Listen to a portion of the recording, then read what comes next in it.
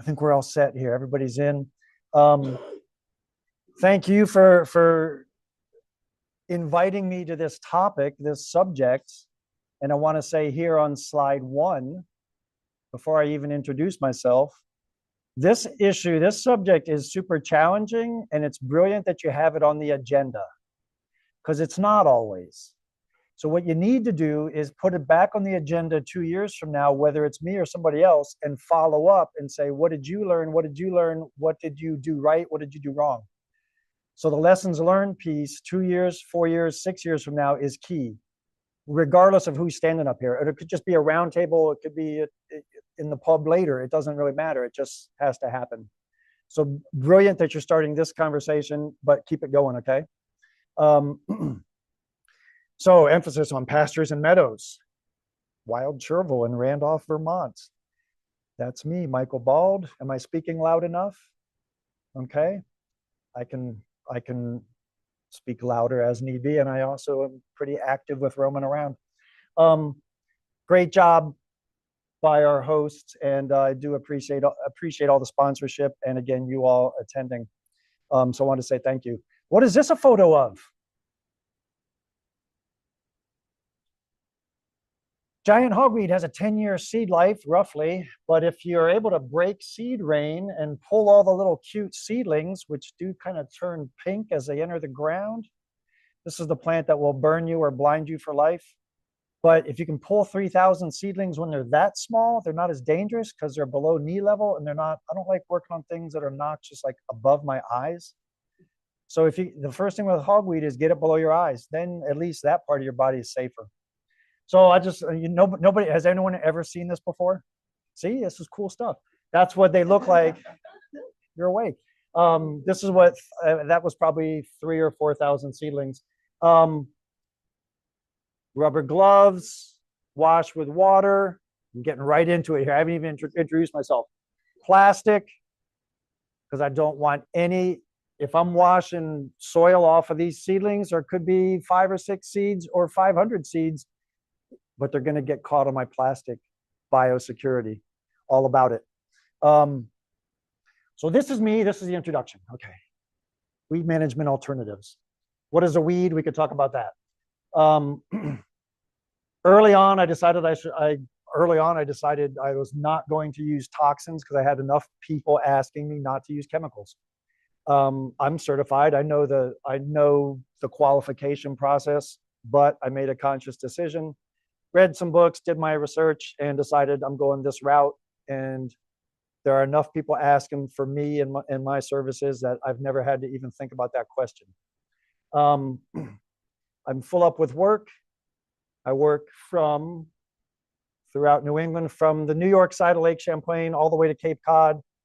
I'll be in Maine this summer, and I actually work with Queen's University UK, even in Ireland, just to get the kind of transatlantic. How come your knotweed grows faster than ours? I want to know. I do offer workshops and trainings as well.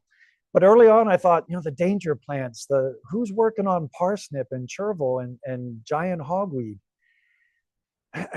This would be a good place to say, even though I specialize in the danger plants and they are invasive species or introduced or exotic, my background is not botany in academic formal training. I spent some time in the military, in the Corps of Engineers.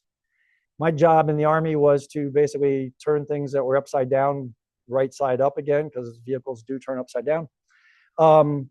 Engineers manipulate the battlefield, such as it is. I don't want to go down that road too far. What that taught me was to look at landscapes and figure out who's moving where, when, why, and how do I stop it? And obviously it was a military setting, but where I'm going with this is I don't practice war on weeds. What you do is up to you, but there's no good, wrong, right, wrong, good, evil. I admire giant hogweed, and I'm here. I invite them always. I'm coming back tomorrow, you should leave. They generally don't. And then I say, okay, I got to do what I got to do. But I'm also at peace with poison ivy. don't manage poison ivy, but I'm at peace with it. Please don't bite me. I'm not here for you, but I'm going to make these other ones disappear. But it's not war on weeds. If that's your thing, please don't use my name in association with it. Because I said this in Michigan 7 years ago. It's kind of a weird thing to say, but I've been at war since the day I was born. So I'm a veteran. I've been war on poverty, war on crime, war on drugs, Cold War, war in Afghanistan, war in Iraq again. And today, here we are with war on truth. And the audience in Michigan actually clapped. They thought that was, I didn't, it was totally spontaneous, but that's what they said. That's what they did.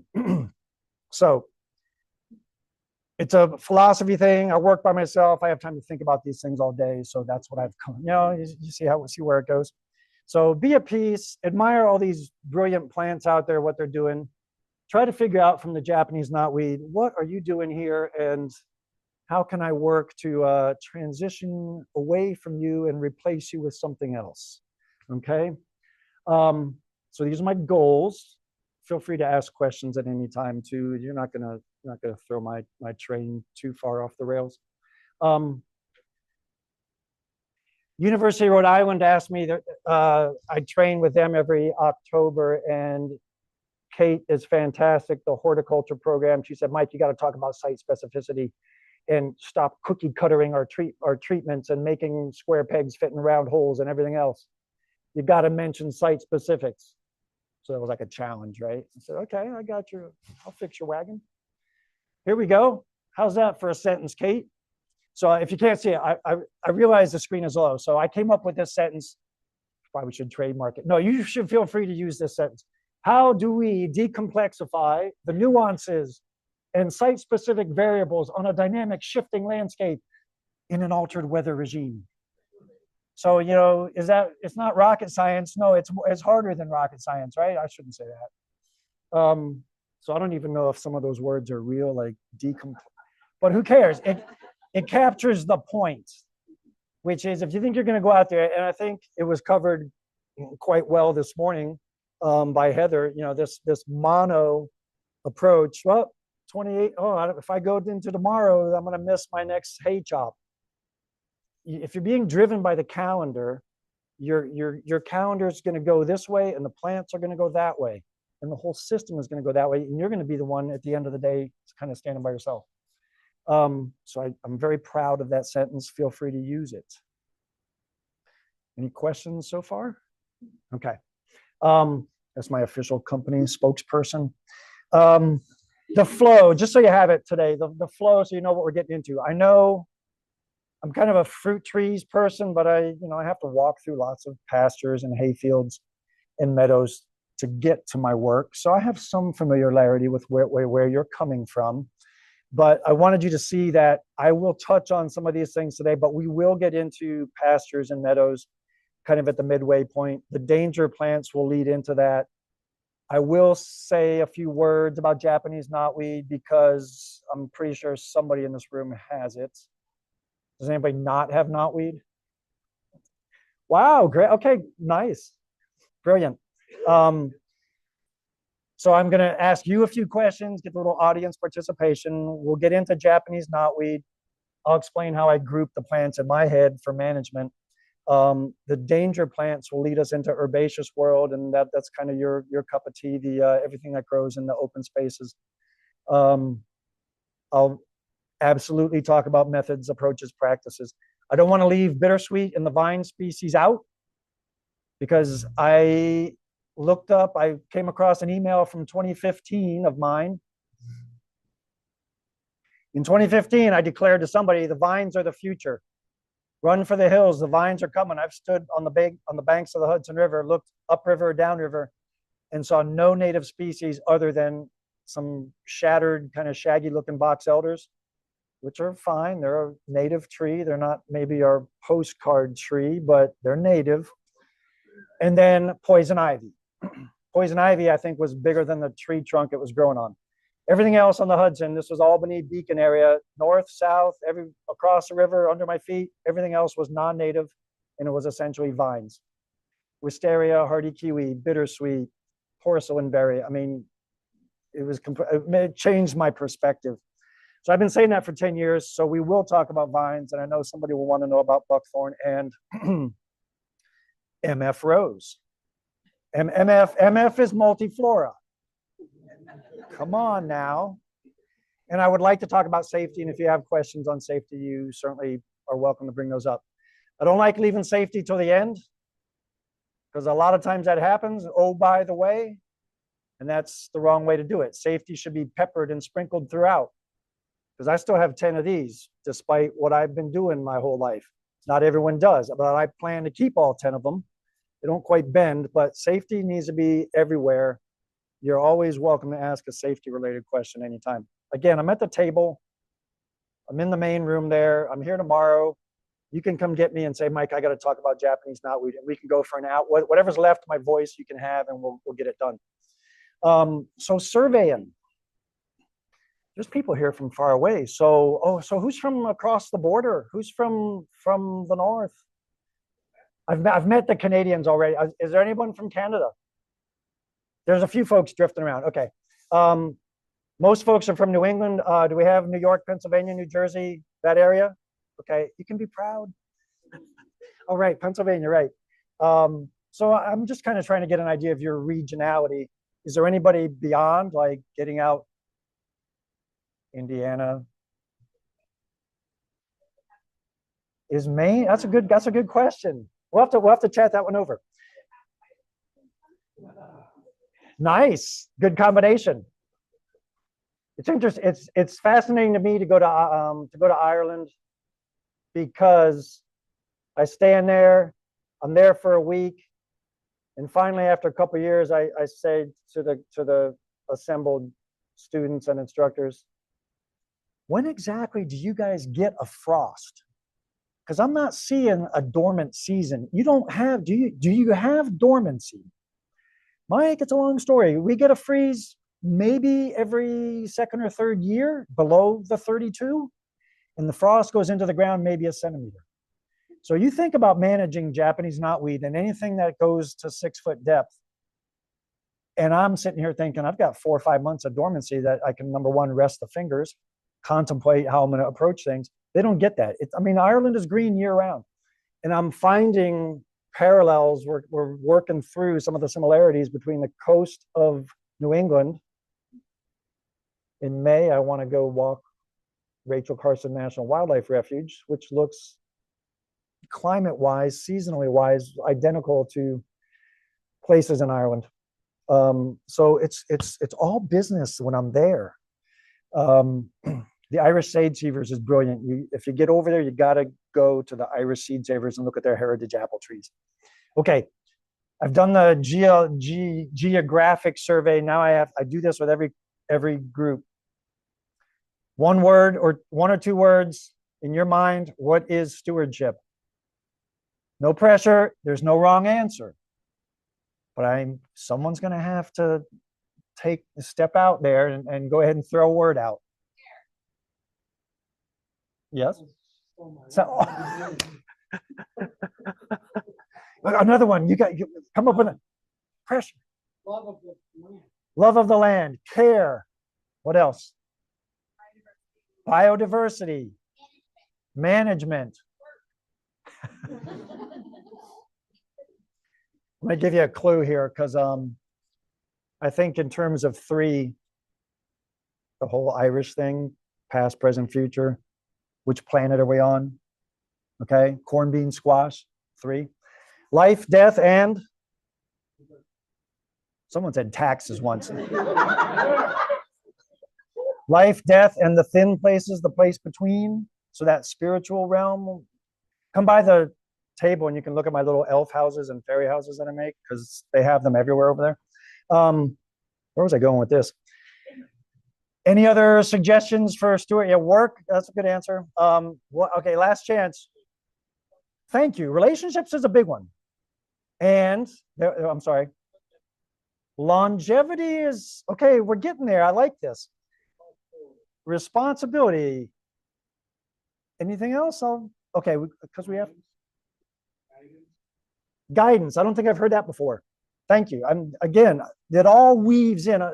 Everyone says, Mike, you got to write a book. So there's going to be a chapter on stewardship. Young man in the back of the room, Sligo University over there in Ireland. It was a quiet bunch, but finally, continuity, Mike. I'd never heard that before. And I thought it was brilliant because my response is presence. From this room, we're not managing it. We're going to share information and knowledge and build relationships, but we're not managing the landscapes from indoors or behind the screen. So if you're not present on the landscape, you're not seeing, you'll see a photo later. I've been known to just not leave a site. 5, 6, 40 acres. Come on, Mike, you ready to go? No, there's still one more out there. What? There's another wild parsnip. I have to get it because it's a danger plant and somebody could get the sap on them. How do you know there's one out there? I'm just waiting for the wind to blow. And when the wind blows and all the grasses do the grass thing, the different stem structure of the parsnip reveals, because it's yellow and it's hidden amongst all the goldenrod. And it's kind of really tricky, but once the wind blows, bingo, gotcha. Presence. I give credit to the word continuity. I don't claim having come up with that. But I think all the words we use, guidance and relationships and responsibility, that is building connection. So these are the 3 that I come up with just to share those with you. And that's also the triple spiral from New Grange. See, the sun goes in on December 21st and goes down the passage. You got to watch the podcast. It's brilliant. It's like 20 minutes. I'll give you the address. Come by the table. Okay. We're going to come back to this continent now. So the tool is presence. I do find that if I can advantage the native species by not being too heavy-handed and killing everything or going after everything with a brush saw or a brush scythe or just being too heavy-handed, I can find efficiencies in my work and I can break seed production. This is the flower umbel, the top of a giant hogweed. So it is in that umbellifera, parsnip, parsley, what's the other one? Queen Anne's lace, carrots. These are all in that family. The sap can be a little abrasive on the skin. Giant hogweed will really mess up your skin. Wild chervil will give you a bubble that goes away in a couple weeks. Parsnip will scar you, deep purple scars for a good up to a year. So you don't want the sap on you. I didn't really want to be in this photograph, but doing somebody else a favor. Because I think I had already started to gear down. But everything I'm wearing is protective. And this is always, I always have this. It's the first aid kit. You never have to go more than a step to be able to apply direct pressure or wipe out your eyes if something happens. So when I get splattered, and it did happen once with giant hogweed, I instantly stop, safety protocol, wash with water, water-based, Ferrano coumarins. All you got to do is wash with water and do it, thoroughly and frequently, not skimpy. Poison ivy is the one you have to use soap on because it's oil-based. I'm not saying don't test that and think that the whole goal is break the seed cycle. And that plant right there, I counted on a parsnip once and I got to 12,000 on a parsnip. I counted a cluster and then extrapolated. I didn't do 12,000. But these guys can crank out 30 to 40,000 seeds per plant. So if you're just going to let that continue, if I was going to manage this site and not do anything about what you see behind me, I'm not ever going to get anywhere. So break seed rain is a big deal. Respond to the response comes from apple tree pruning. There's some pretty damaged trees out there. Mike, can you bring this poor tree that's been hit by lightning back to life? Okay, it's going to take 3 years. There's that number. I'll cut off the dead wood in the first year. I'll start shaping and getting it the directions I want to go in the second year. When I come back in the third growing season, I am looking at the tree, the apple or the fruit tree, and trying to see how is it responding. So I work at King Arthur Baking. The trees grow to the north, the sun's to the south. It's like, come on, guys, work with me here. What's going on? You're growing away from the sun. Who does that? Stewardship equals what? Presence. finally one day the sun came out. It does shine in Vermont. I come out and the sun's shining and the building is soaking up the heat and the building is from here to the wall. And these were yellowwood trees, which I'm not super familiar with, but the side of the building was soaking up heat and reflecting it, and the trees thought that's where they should grow towards. Would I have picked that up if I was just a quick pass and keep moving? No, I would have been fighting the tree. So respond to the response, in my opinion, applies to people, land, animals, plants, the whole system. I think it's an important expression. Now, this is not the focus of the presentation today, but I just want to put it in front of you and say that I don't do restoration. I feel like that's backwards looking and arbitrary. I feel it's more important for us to look at landscapes and go, my goodness, low calcium, compaction, low soil organic matter. Those are the three near truths. That's what you encounter more often than not. Compaction, low calcium, low soil organic. You think we're going to restore that to what, 1491? We don't have passenger pigeons anymore. They used to fly over and drop 2 days worth of bird manure, bird nourishment, a flyover fertilizing event. That doesn't happen anymore. Instead, we get herbicide rain during the growing season coming in from the Midwest. So you replace bird flyover, nutritious, with herbicide rain, not so helpful. So that's now an environmental constant in our part of the country. What are the other environmental constants, like gravity and photoperiod? Because the growing season, is that a constant anymore? This is what mine's done. Both sides, both directions. It's not particularly helpful with Japanese knotweed, which now comes out of the ground on April 12th or 13th instead of April 29th or 30th. Was there a question? If I'm against it, correct. I'm a fan of, I agree. The reason, one of the benefits of not using chemicals is that you can go to people and you can say, hey, I've got this knotweed patch that needs controlling. Would you like to use the knotweed, number one, to feed your goats? Number two, to feed your people? I've tried it. It's not my favorite. But I got to get better. This is paper made from Japanese knotweed. I'm not making this if I'm going to get residue, chemical residue. I don't have any interest in it. So yes, knotweed is a useful plant. Burdock is a useful plant. Barberry is useful, but for me, it's not useful if it's carrying undisclosed compounds of potentially harmful whatever. Biosecurity does not get enough attention since we're still on this slide. I just want to say everybody kind of understands clean equipment, but do we really understand it? Like I have like 24 pairs of boots because my boots never hit the ground in Massachusetts where there's Japanese stiltgrass. That's an issue. But those boots go into a bag, which goes into a bucket, which goes under the concrete pad of my barn floor. And they never hit the ground anywhere where potentially a seed could start Japanese stiltgrass at my house, because I don't want to be that guy. So we do have it coming in Bennington, southern Vermont, and I go work on it, but then I have to totally decon myself before I head north.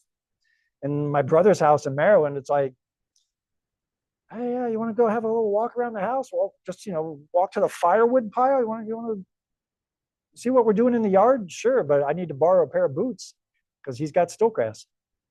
I'll talk about that as a specific later on.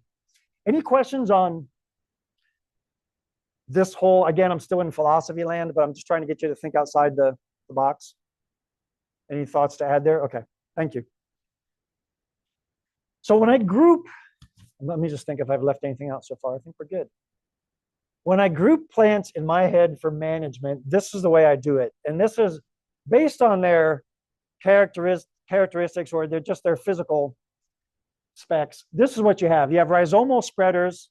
I put a few of them up there. Phragmites would be rhizomal. Phragmites does have viable seed. Japanese knotweed, essentially non-viable seed. Japanese knotweed is essentially rhizomal control and spread and break off and propagation.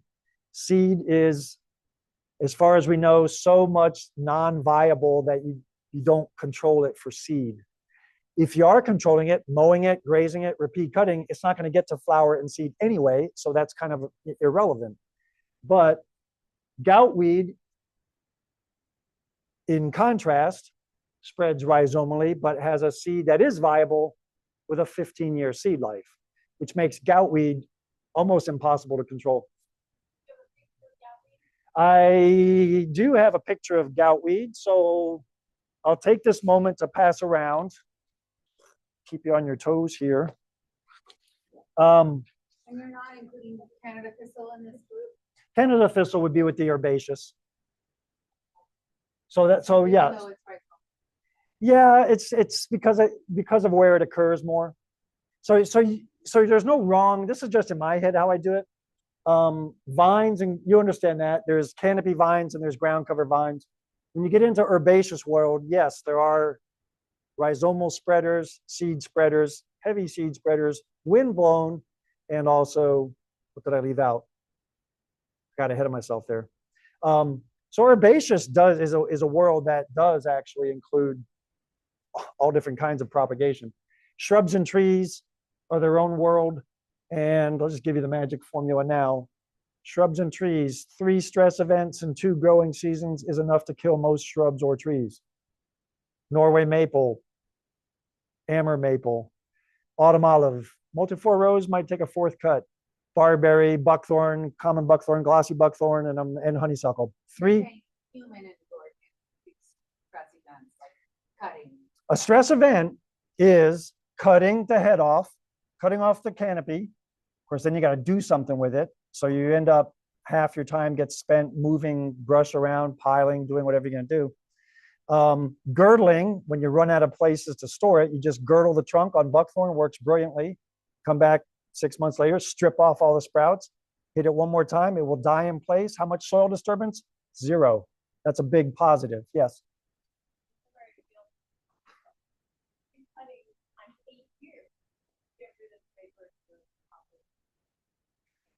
Okay, I want to hear this from you all, because people will give me tidbits from their experience. And I had somebody say, Mike, I got multiflora rose. I cut it every year and it comes back.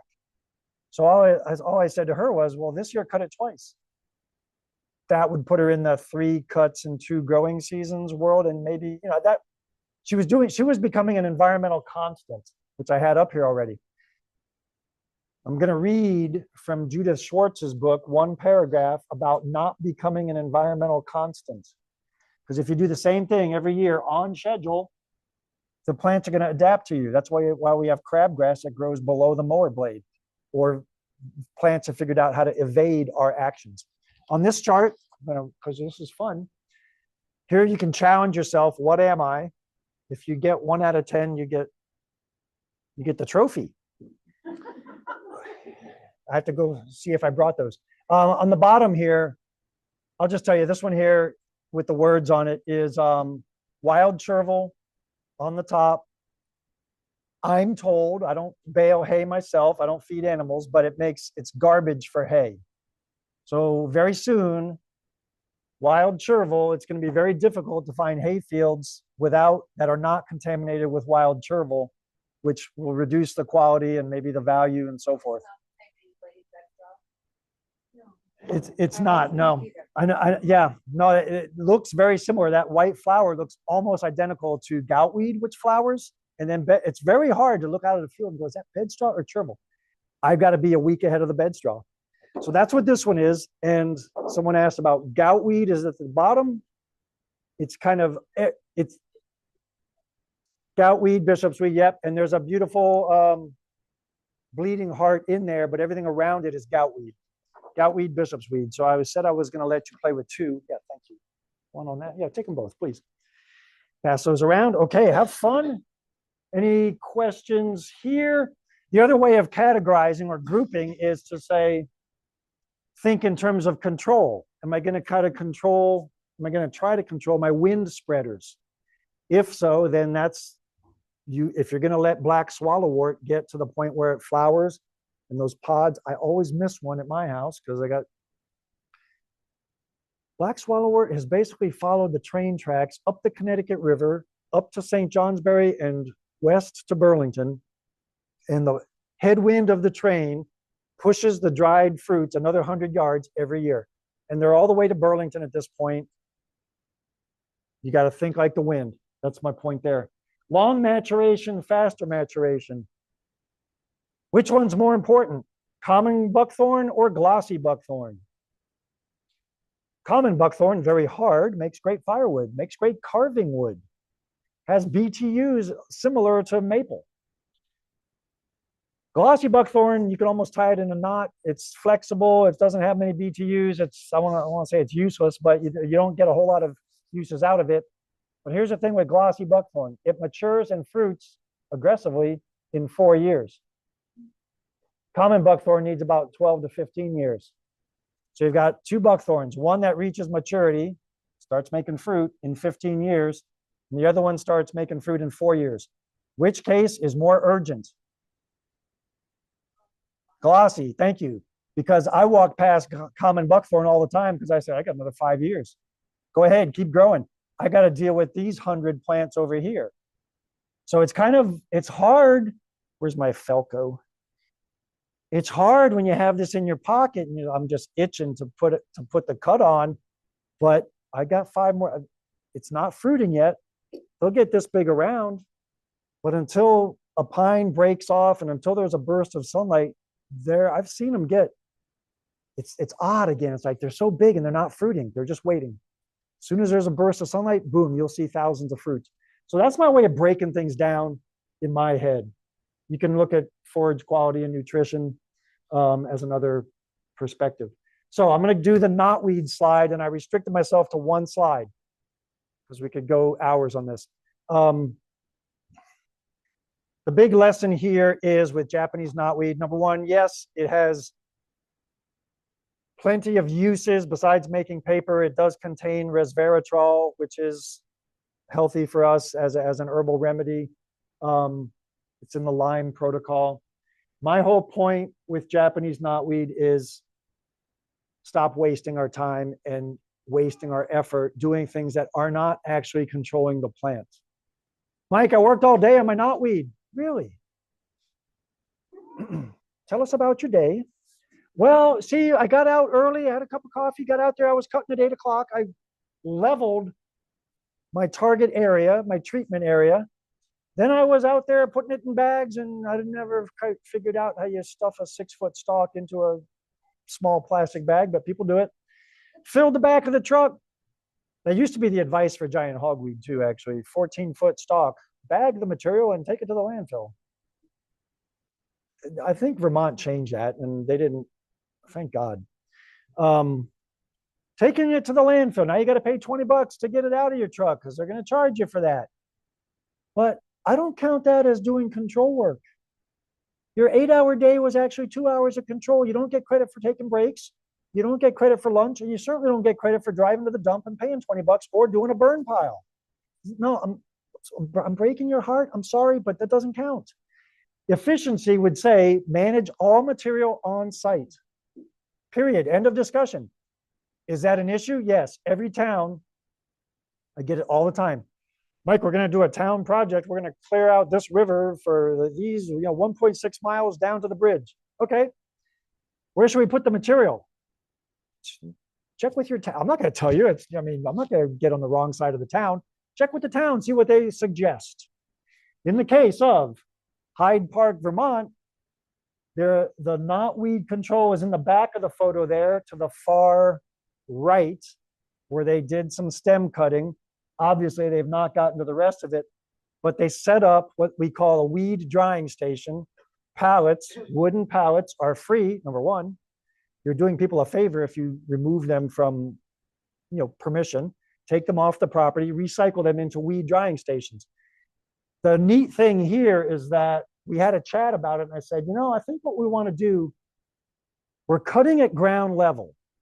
I don't dig unless I really think I can get away with it and not cause erosion.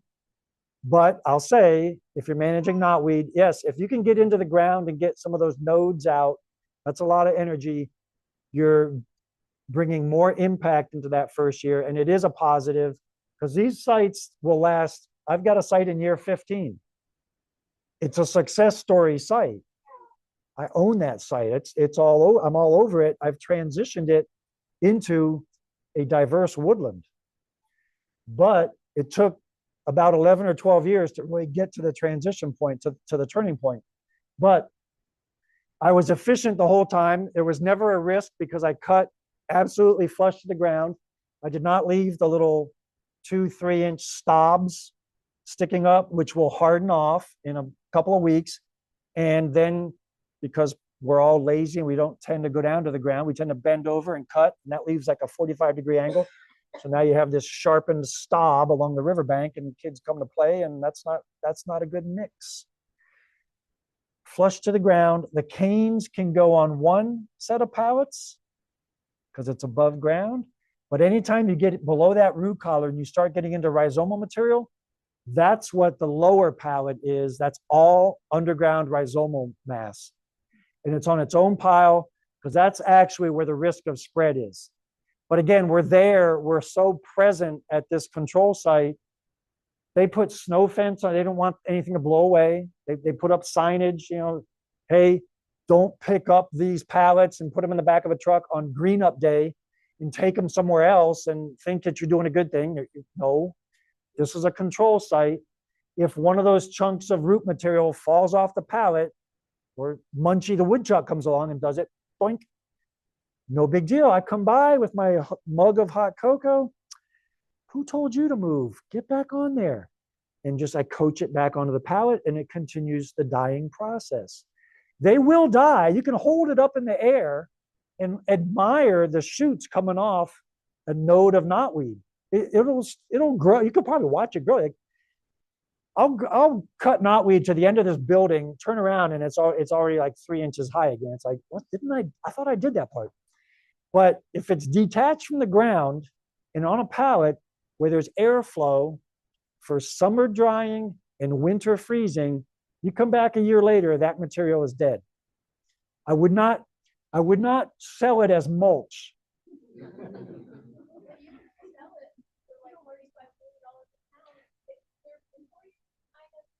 There is a company that's processed. So the ideal would be, if we're going to manage a knotweed site, we have a company, and there is one in Vermont, that comes through with a bucket loader and gets all of the rhizomal, the nodes. They're trying to get as much material as possible where they can chip it up and extract the resveratrol and turn it into a tincture.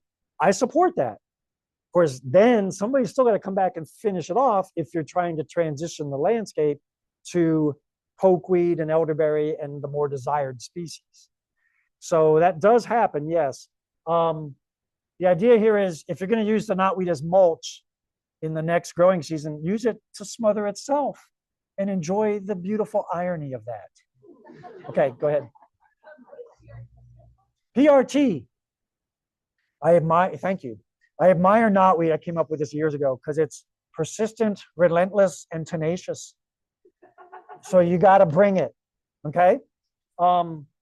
Yeah. I was going to go right by that. Town of South Windsor, Connecticut hired goats to clear knotweed for about the size of this room for $2,000 a month. One season in it. Our town is just spraying it. You hear every different approach. Obviously, I don't endorse the spray method, frankly, because I've been in enough presentations where they'll show me the knotweed patch. This is what it looked like in year 4, and I say, you're still spraying the same exact piece of ground 4 consecutive years? Yeah, well, the material binds up and goes inert. It's like, okay, but if you're going to use that calcium to bind 4 years in a row, this synthetic chemical, is that calcium then available to the native species we want to? It's not adding up in my head. Oh, then there's the water considerations, because essentially, especially in Vermont, it's like, isn't all of Vermont a drainage? I mean, come on. We are in 7 years of drought, by the way. We've had 7 years of consecutive extreme dry, 2 flash flooding events in the month of July 23 and 24, but you can have flooding events in the middle of a drought. 2025 was a wet spring, and then of course it dried up again and everything went bone dry. I was going to ask Heather about, people were actually taking their hay off early because the hay, the second cut was starting to recede. And I learned, she showed me, when it starts to blue out, Mike, the blades start to go bluish gray. That means that it's receding. I'm starting to lose. I got to get it cut or commit to just letting it go. Wow. So drought's an important point to remember. That's why I talk about the vines, because I have yet to see in 7 years of drought, poison ivy is not missing a beat. Native plant, best bird food on the planet. That's fine. But bittersweet, hardy kiwi, wisteria, they are not missing a bindweed. It's not missing a beat with drought. They know how to get one toe in the water and everything else that feeds everything else connected to it. So for things like popcorn or whatever, it's not considered a stress event. Drought. That was my question about the stress event. Yeah, it's a good question. Drought, my thinking, okay, so the question is, what is a stress event in general terms, but does drought count? I say that drought does count as a stress event. So I'm going to go broad with this for a second. 7 years of drought. Vermont, 2023 or 2022. We had our best sugaring season ever. We pulled down 2.5 million gallons of maple syrup. That's great. That's 100 million gallons of water boiled off. Now we sent that over, I guess, to Ireland. That could have been, we could have like maybe backed off on the production by 10% there, Governor. The governor's a cool guy. I've talked to him. It's like we're cranking up the maple syrup production in the middle of a drought. Our native trees, I'm a tree guy. I see maple, ash, birch, literally just fall over in the middle of the forest. And for me, I just have to know, yes, it does make a sound, by the way, if there's no people there. I always go up to the tree and go, what is going on here? Why did you fall over? Why don't you have roots? Where's your root ball? I don't see any bug bites. And I'll stand there all day and try to figure out what brought this tree down. Because that's presence and scientific curiosity. So yes, drought is a stressor. Climate change is acting to stress us out. Excessive maple sugaring, sugar tubing, especially vacuum assisted, where you're literally sucking as much as you can get out of the tree. I'm exaggerating, but I'm allowed. There's another stressor. I said climate change. Basically, herbicide use that repeats on the same patch of ground or is in the same sub watershed where they're doing the rail line, the guardrails, 3 agricultural fields. Susie does her driveway and Frank does his sidewalk, all with spray. That's all adding to the cumulative impact of stress. And low calcium. And we're asking our trees and our shrubs and our valued crops to survive through this challenge. It's a tall order. You can contradict me. See, some plants kind of go, oh my God, I'm gonna die, and then they put out a Yep. lot more seeds Yep. and so forth. Yep. So it's hard to reckon what, and that might not be the invasives, but their response is, we gotta procreate before I die. Yes. And So in fact, so what I'm saying is it could actually. yeah, I agree with you. Yeah, so beech is a great example of, it gets beech bark disease. It's not a huge tree. It's mature, but it's not big, and it's not a bear tree masting for a huge population of bears. But it's a small enough tree. It gets the disease. It senses, I'm doomed. I'm going to die. I have to achieve my number one evolutionary goal, which is reproduce and make more beech trees. So it does do a flush of seed.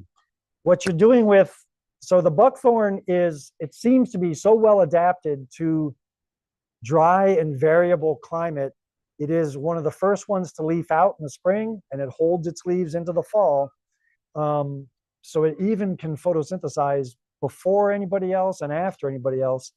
They just seem, actually both common and glossy. They get ahead.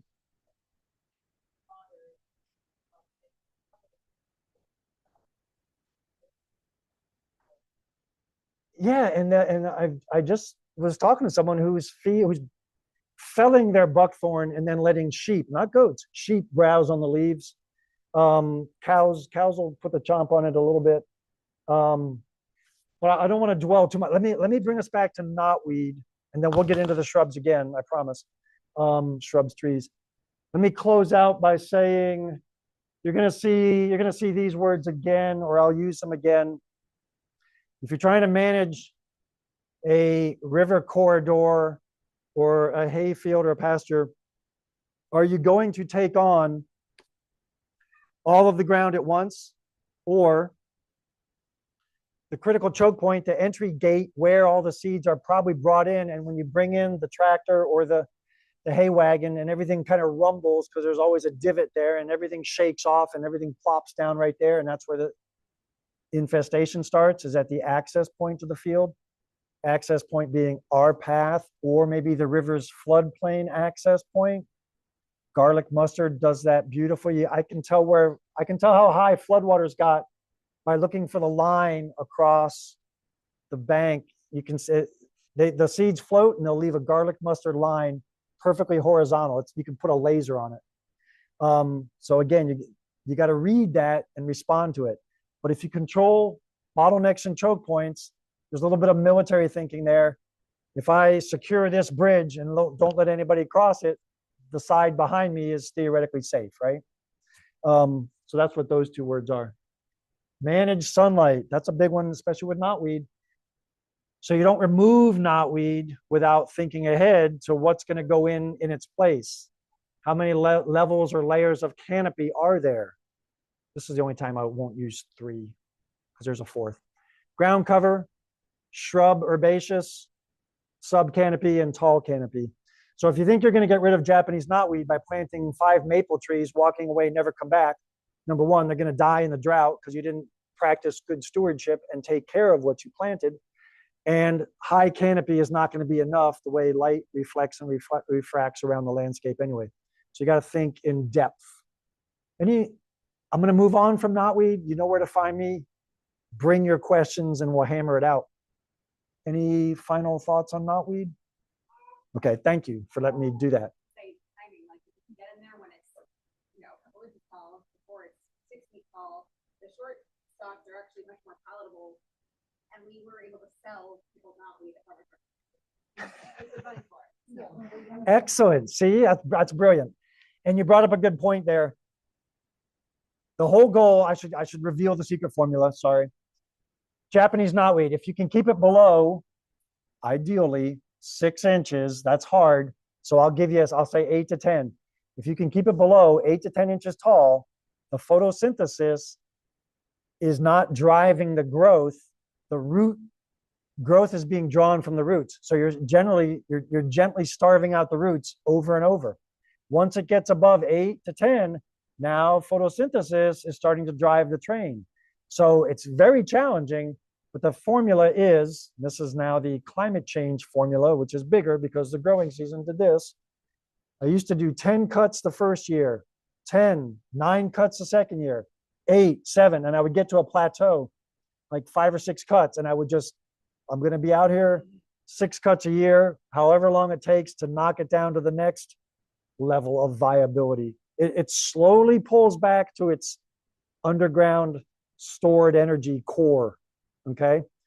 And to make it pull back, you got to keep the stress on it.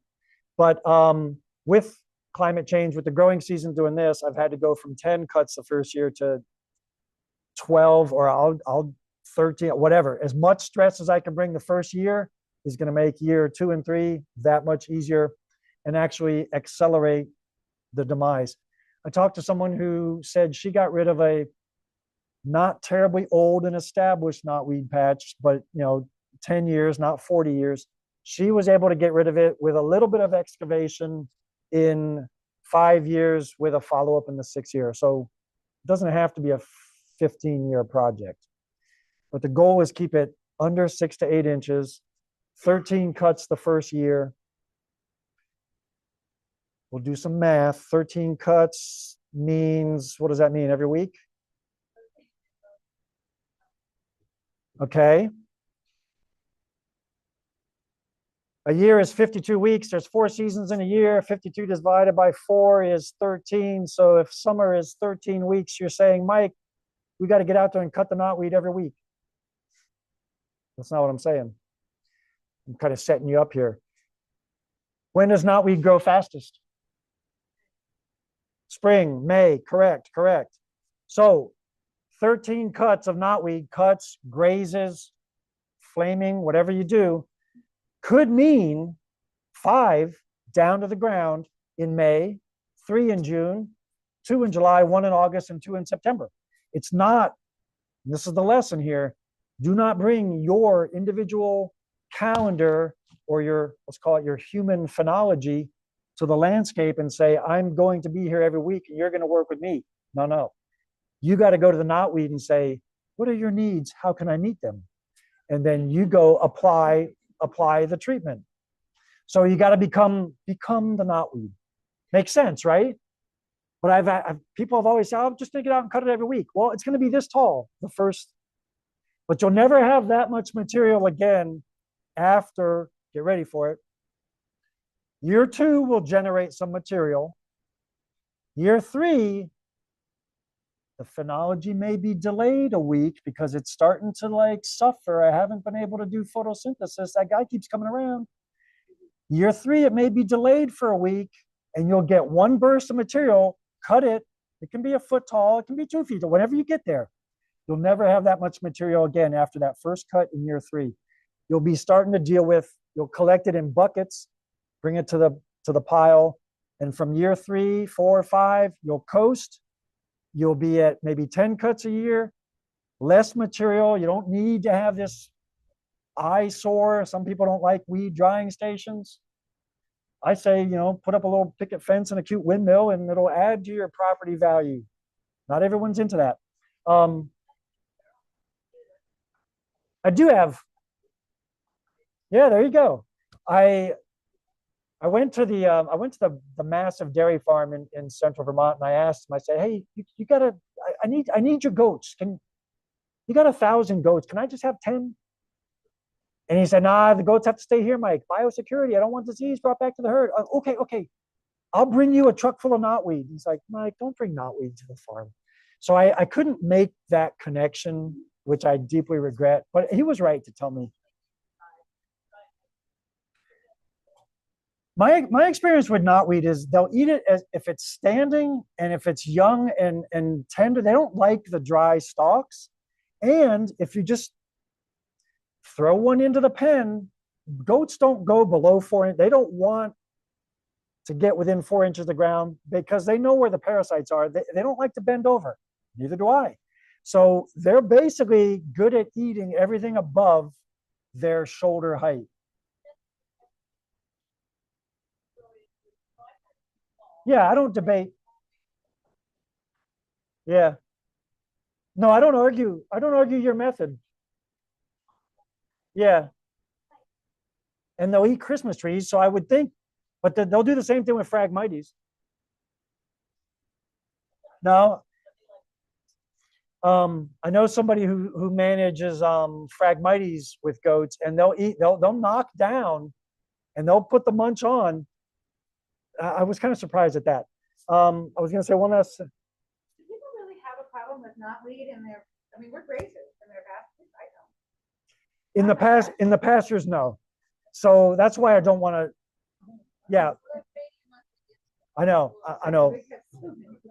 No, so I'm going to keep going. So I wanted to not ignore it and come back to it later privately. Okay, so I just wanted to make sure you understand. I think we kind of touched on it already. What is your end point? You can't just say, I'm here to remove Japanese knotweed. You have to have a transition vision in mind. I don't eradicate as a mission. My mission, I tell people, I'm not going to eradicate your hogweed or your knotweed. I'm going to listen to you. You're going to tell me what you want to see on your land. Biodiversity, open meadow, Christmas tree farm. And I'm going to help you get there with these steps over time. So the transition vision piece has to be in place. When we talk about, we're going to get into the shrubs and trees at the end, but I wanted to say year 3 is where you'll start to notice a difference with meadow edges, transition zones, and anything in tree, vine, shrub world. Here's what happens. You hit the mature ones, you take off the canopy, you take off their frame and force them to rebuild their skeleton. They can't fruit because they're too busy rebuilding. In year 2, they're still rebuilding. You start going after the little germinate, the seedlings at their feet, thousands of them. When you get to year 3, again, I'm on shrubs here like multiflora rose. When you get into year 3, other species are starting to do this and take space and sunlight. The mature ones, the large seed producers that you hit in year 1, they're dying out because you've kept the stress on them, and you've pulled thousands of. I love pulling bittersweet. They're cute, and they fill a bucket, and you can just literally sit down in an area the size of this room for a day and pull 3,000 of them, and that's 3,000 vines that you don't have to fight and tug on and come down on your head. So year 3 is when you will, if you take photos and benchmark your progress, you will see true transition at that time, going into that 3rd growing season. Nature's all about bell curves. So you need to know that while everything may peak on July 4th, wild parsnip, you got to still be out there on May 4th and try to get the one that's early ahead of the crowd.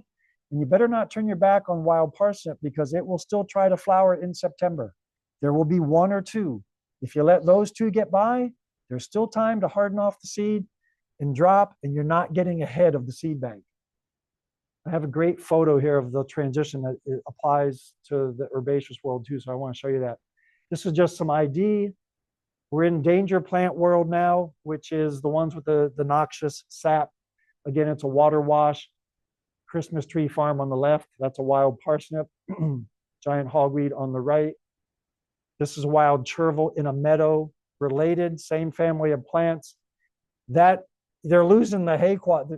You can't even hay, well, people do hay it, but the opening, excuse me, the opening slide in the presentation was a hayfield in Randolph, Vermont, surrounded on all 4 sides by beautiful white flowers, but wild chervil.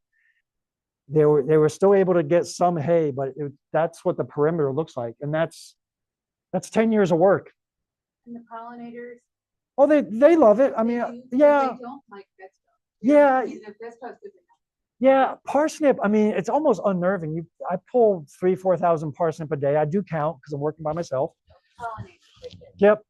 But I pull parsnip all day long, and the number of pollinators, it's not moths as much as it's beetles and flies and all kinds of bees. And they're around your head, and it's a little unnerving until they're just sugar high. They're just buzzing. So you can get around that. But yes, pollinators love these plants. What is the nutritional value? I don't know the specifics on that.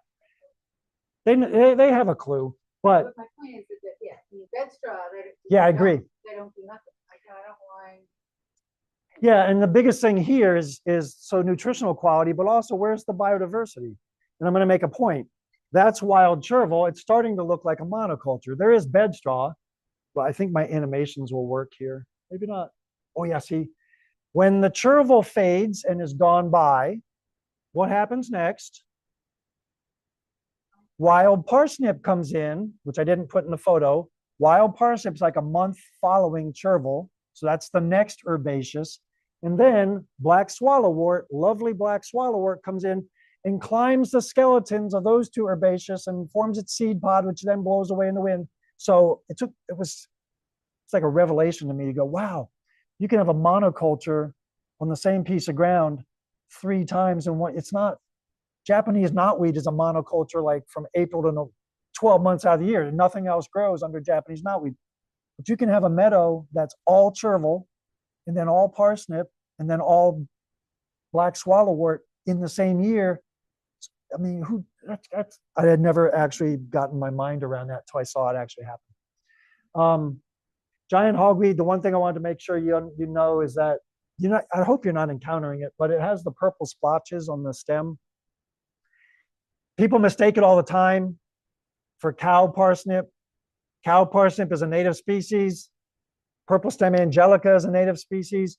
please don't spray them or chop them down or be angry at them, because they pollinators love them. That's appropriate.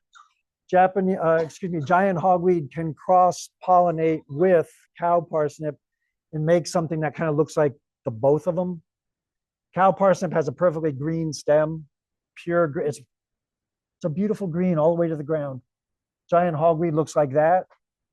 But if you start seeing a plant that looks like cow parsnip, but it's got a little bit of purple in it, it's probably a hybrid. And regardless, the sap will still mess you up. So no hugging allowed. This is what I just wanted to show you. I could give you all this detail about wild parsnip. We're getting into herbaceous lands, so the open spaces. And I just wanted to show you not so much the seed head or anything else about parsnip, other than the fact that you can stand 50 yards away and catch the wind or the light just right, and that will stand out because of its frame or its structure. Multiflora rose, I've picked that out. Someone was pointing at a tree. I said, yeah, that's a great tree. Too bad about the multiflora rose. What are you talking about? See the arcing of the vine? That's not raspberries. Or multiflora goes up into apple trees and then drops back down and gets you around the neck. Yeah, fun. So that's parsnip. Again, this is my specialty. I will give you some details on how to approach the removal for them, but kind of critical to chervil and parsnip, they do turn pink as they go into the ground, just that last inch. So if you are looking at yarrow or something else that looks kind of, the leaf is, I can't remember the one that looks similar to chervil, starts with a C too, but you follow it down to the ground. If it stays green, maybe some fuzzy, but nothing, there's no indication of pink, that's not wild chervil. It's yarrow or somebody else. So you don't necessarily, you don't have to pull that one. You can watch it a little longer and see what you think it becomes. Take a picture. You do have that power these days of the phone, has pretty much identification pretty accurately on most things. Okay, so that's your identification. What you're seeing, this is a Christmas tree farm. Some lovely old gentleman was out there whacking the trees to shape them so that we could all have happy holidays. And he was doing it with a machete and the wild parsnip by himself. But so the obvious question is, how do you manage a farm or basic agriculture in that? So what I did, what I'm still hired at this site to do, is build these weed drying stations you see in the right-hand photo. That's 6-7 feet tall. All of those were pulled before seed hardening. I still walk by that pallet, has disintegrated. That's been there since 2011. That one pile has broken down. I still walk by that because I'm still at this site finishing it off, and I'll check, and there might be a parsnip still coming up through, because there might have been a seed head that got in there. Or I just blame Munchie the woodchuck, or Bambi, because it's just easy to blame them. They don't usually have a defense when I accuse them of things like that. So this is instructive now. We're into meadows and open spaces and pastures and even the grazing element.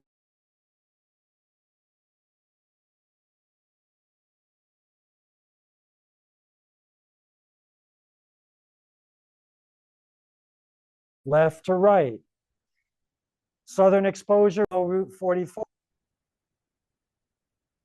Something's in progress. Recording's in progress. Okay, great.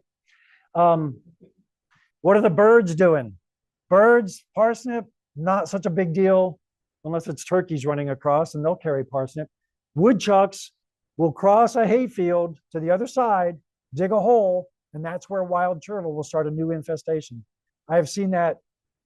My biggest ever chervil site was 2 acres, and I had this field nailed.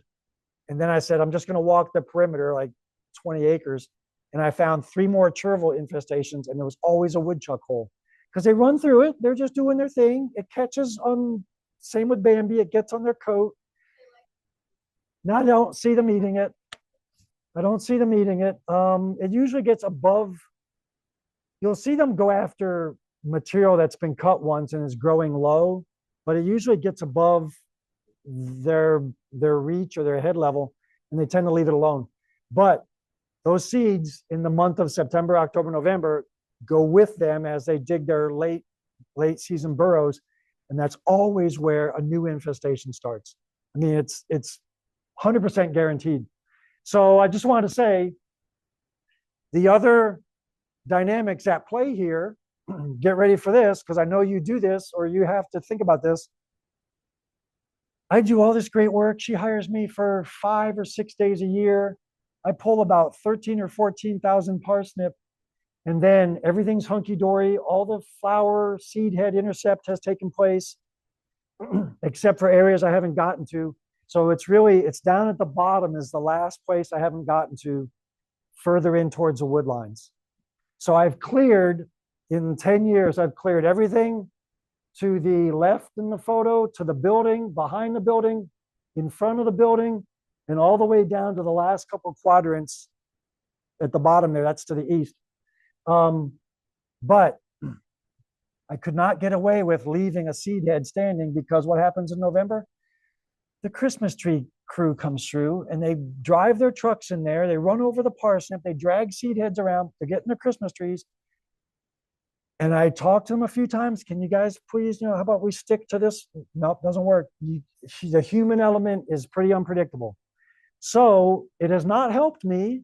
And I can think of it in terms of bringing in pumpkins, bringing in the hay the same way. If you're going to drive through a choke point or a gateway that's got chervil leaning in, or fill in the blank, knapweed or valerian or any of the herbaceous, garlic mustard, goutweed, you are going to catch those seed heads in your back pocket, on your boot, in your wheel well, and drag them all around.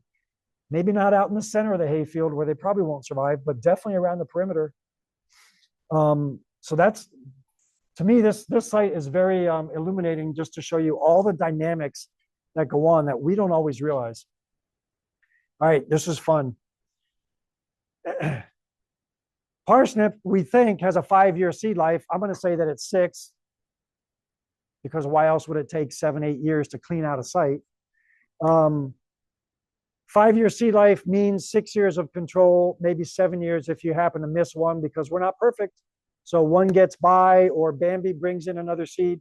So the whole idea with this graphic is to show you kind of in cartoon terms what it looks like. So when I show up, the parsnip has been there for 20 years.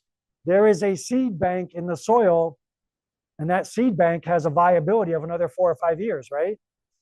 But if I can, first year plant, second year plant, these are biennials.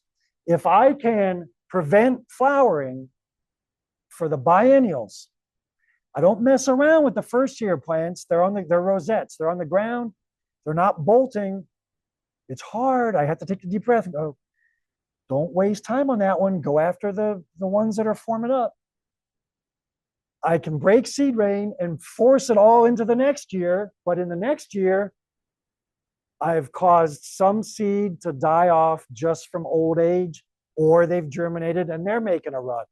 So you do that 4 years in a row, the only thing left is what you see above ground. Make sense? So we all know this, but it's a long process to deplete a seed bank. So when someone calls and says, I got wild chervil, I tell them, well, chemistry is not going to help you because chemistry does not address the seed bank, and you're looking at a 10-year project. And why did you let it go this far to begin with? What were you thinking?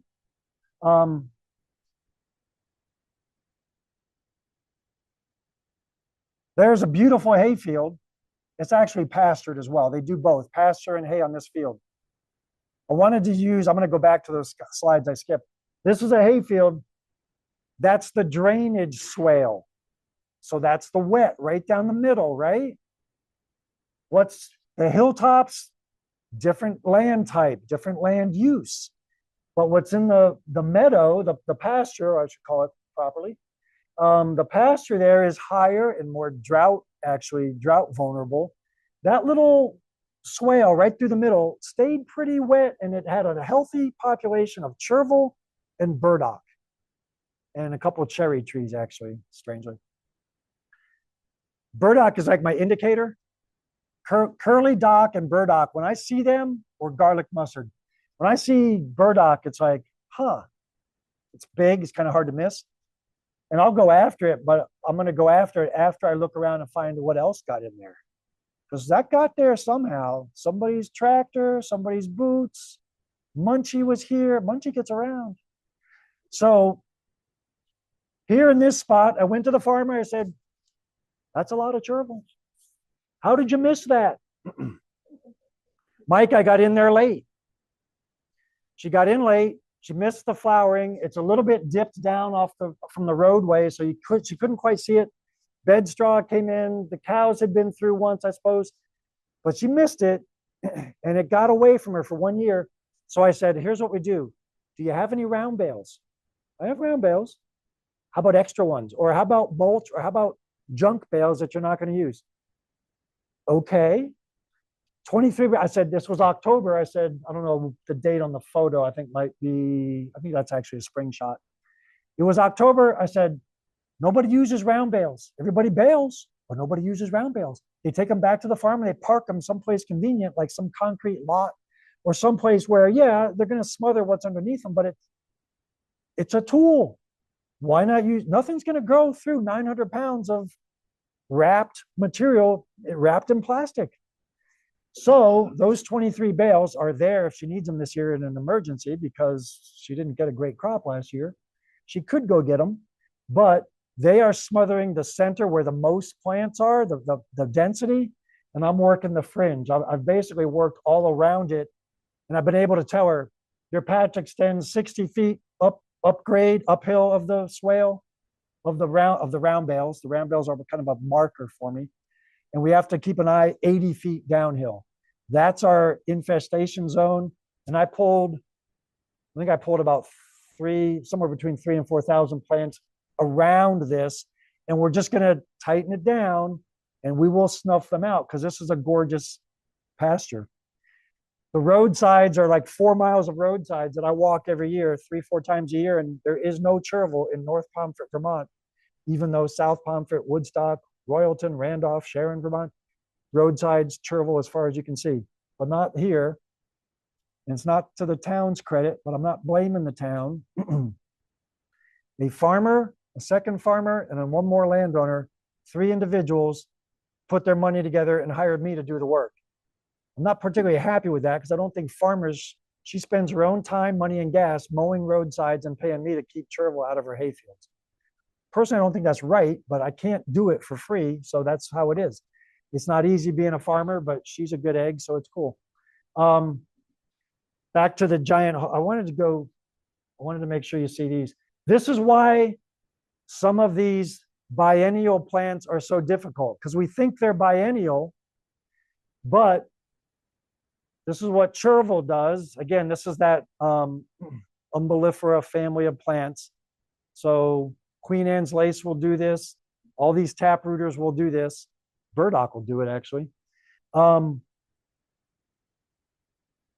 They bolt in year 2.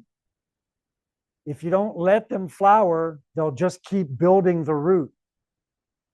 A colleague in Randolph, Vermont, kept wild chervil alive for 11 years. It's a biennial.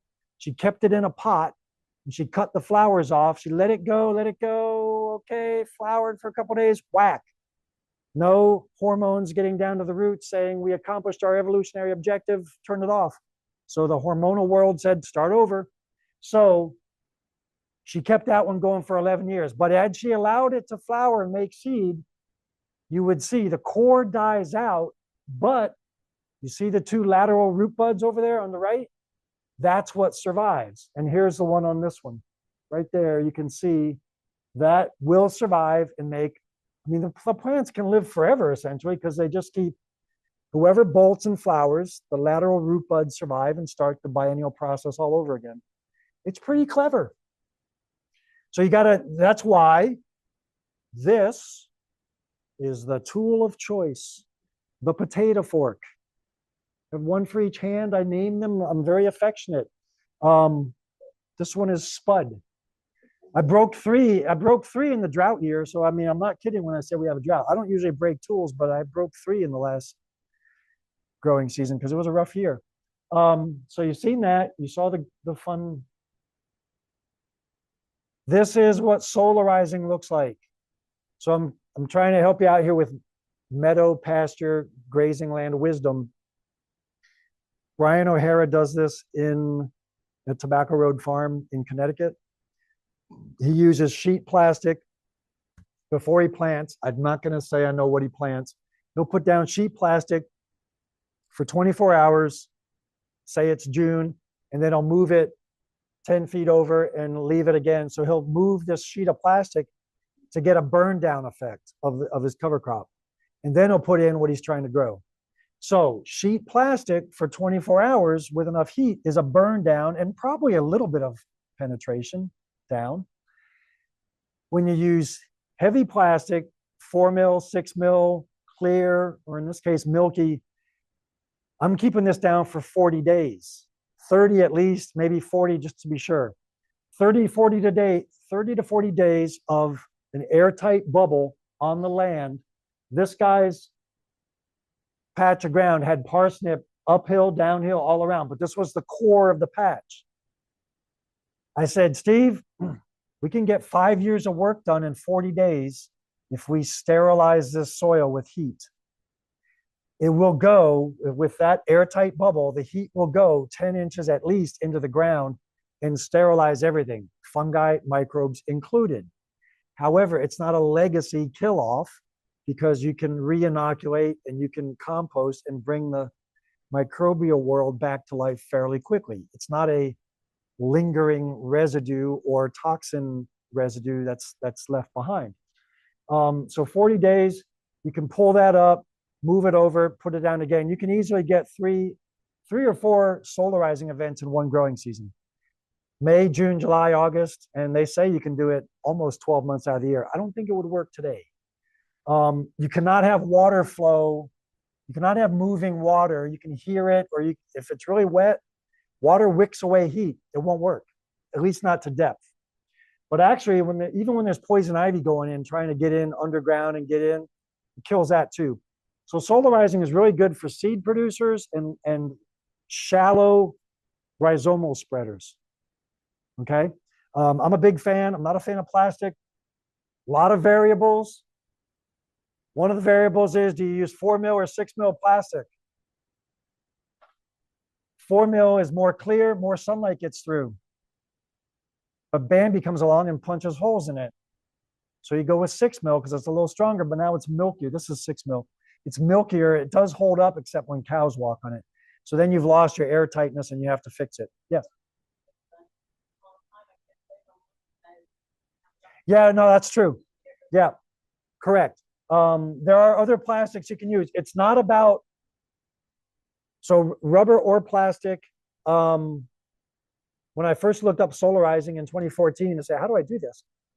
It made a point of like, it's clear plastic, not black plastic.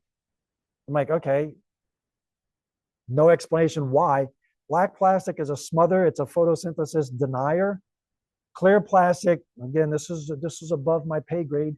Clear plastic with a mulch layer. How much mulch? That's a variable. It's on the poster.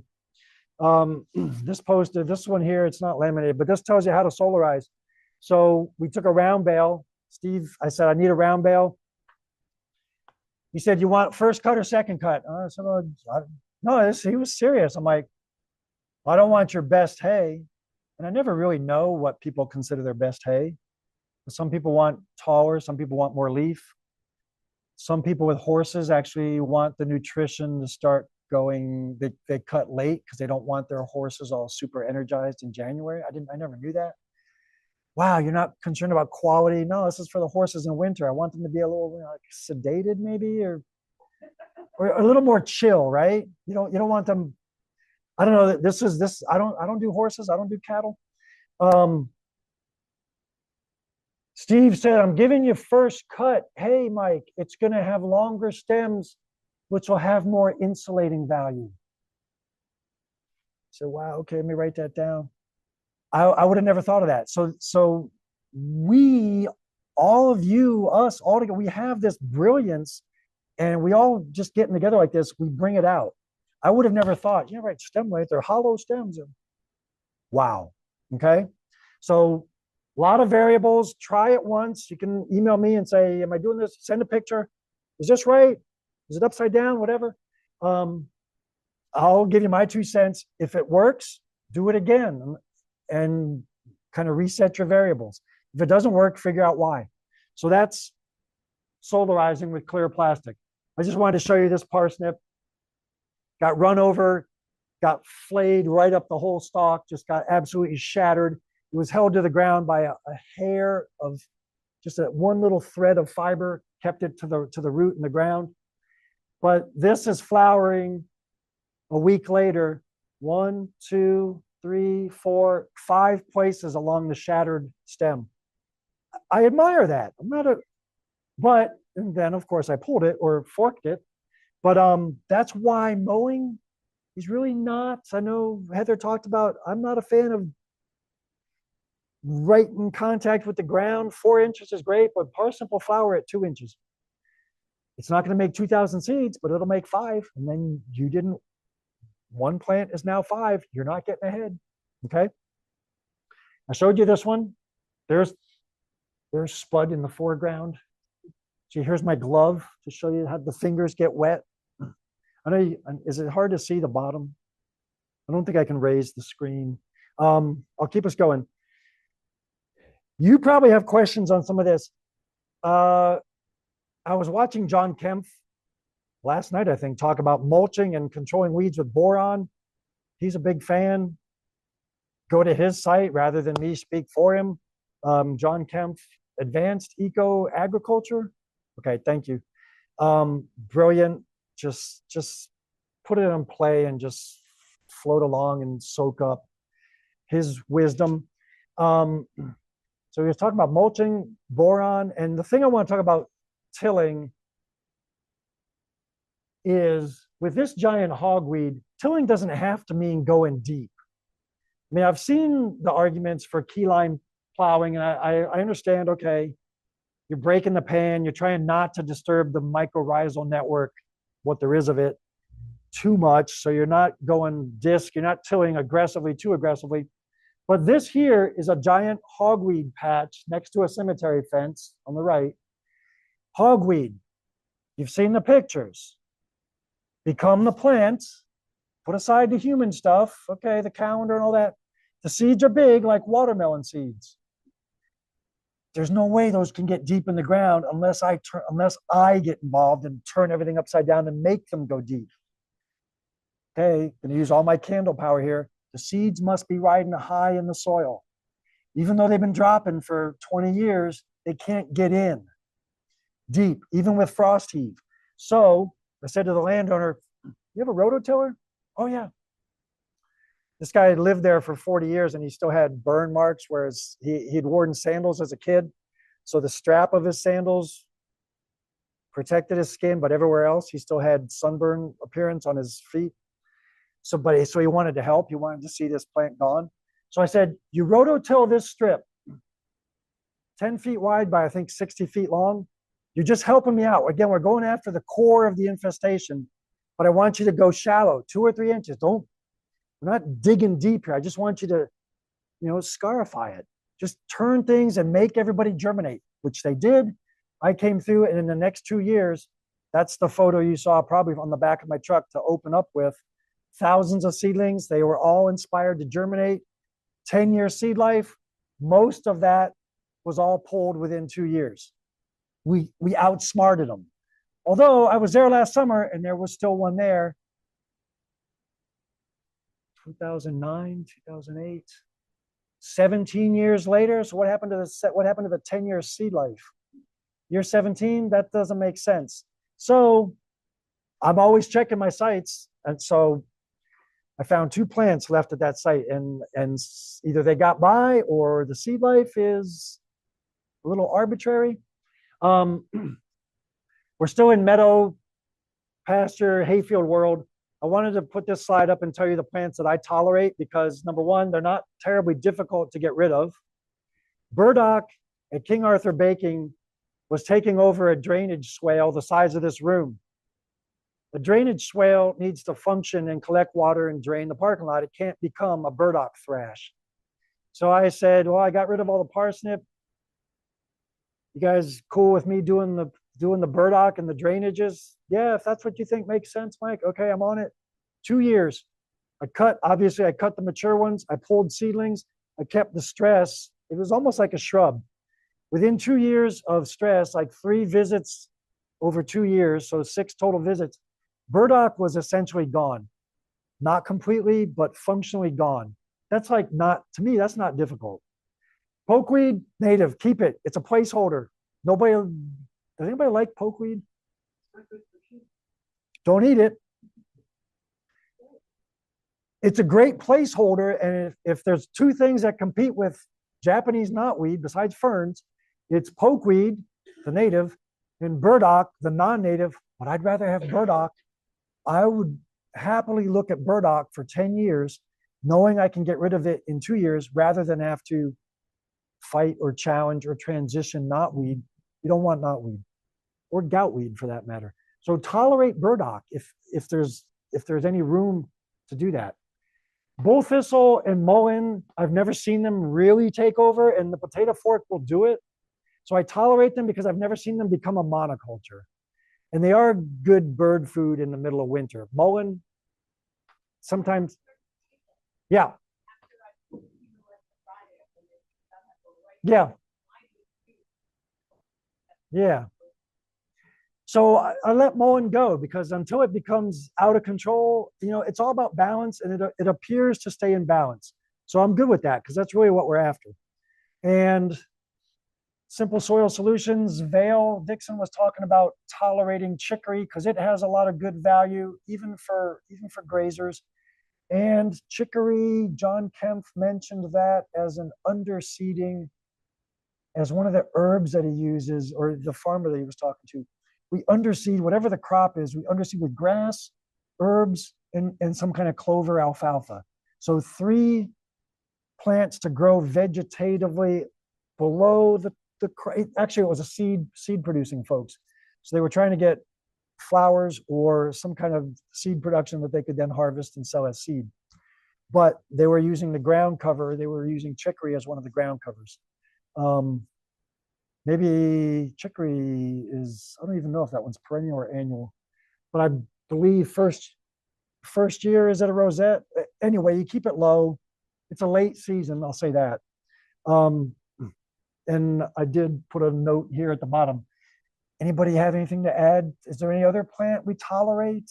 Because it's just not, I don't particularly care for celandine, but I can't seem to get rid of celandine. And we need to talk about bed straw because I know that's, and in a very quick response, I will say bed straw. I've pulled a few at my own house, but I don't have a solution to bed straw when it takes over an entire pasture. I just know my smart farmer told me you got to get the cut height right. So she actually would take a block of wood. They hired this fantastic lady to come through with a brush saw, weed whacker, every kind of device under the sun. She's got a truck full of them, and she mows it and she goes at it a little too aggressively. I mean, she'll just go miles in a day. I've never seen her stop. She just lowers her shoulder, but they had to put a block of wood under it to kind of underneath the disc to get her to actually come up off the ground because she was going too low. And the theory was if you mow high enough, you get enough competition with bed straw. I have had people say changing the pH or adding nutrients it just makes happy bed straw. So that's not helpful. Same with bindweed. I emailed some folks who dug a trench around the bindweed patch, which is if it's not in your hayfield, that's just because you hay it off and it's there. It doesn't get the chance to thrive. If you miss a year, it'll probably pop up. They excavated a 4-foot trench around a bindweed patch the size of this room. Raspberries were there. They tried to change the chemistry by, I don't know the formula, but they added some chemistry, put pipes in so they could keep changing the pH and certain nutrients. They black plasticked the whole patch in between the trench for 9 years. She just took it off last year and she's like, I'm not seeing it in the patch yet. Other things are starting to break through the plastic, but the bindweed is coming back outside the trench. I mean, right? So they had an excavator. They paid a lot of money to get that done. Bindweed, I'm not sure I have the solution for it, but I just know that the vines are the future. And Who does? Yeah, goats are all, yeah. Goats are all over bindweed. That's true. Okay. So, so grazing, I mean, as an individual, I mean, I'm trying not to do soil disturbance. I don't think I can get deep enough with a potato fork to alter bindweed world.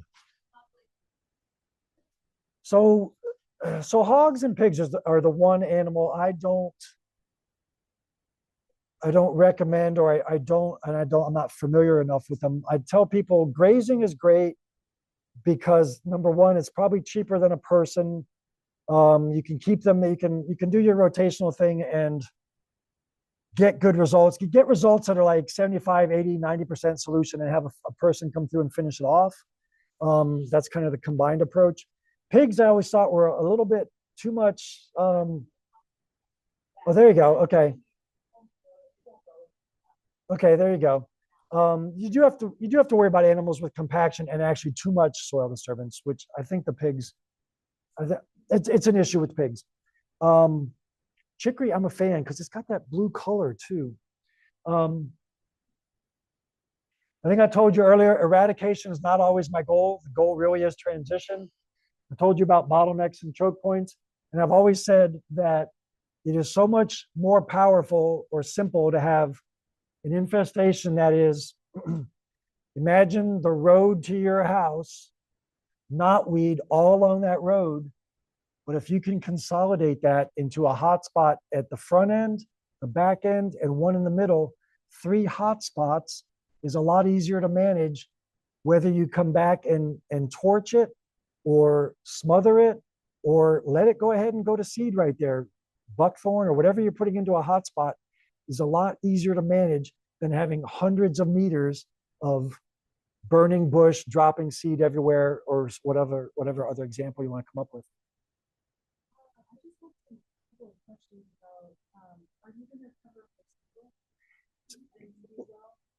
Yep.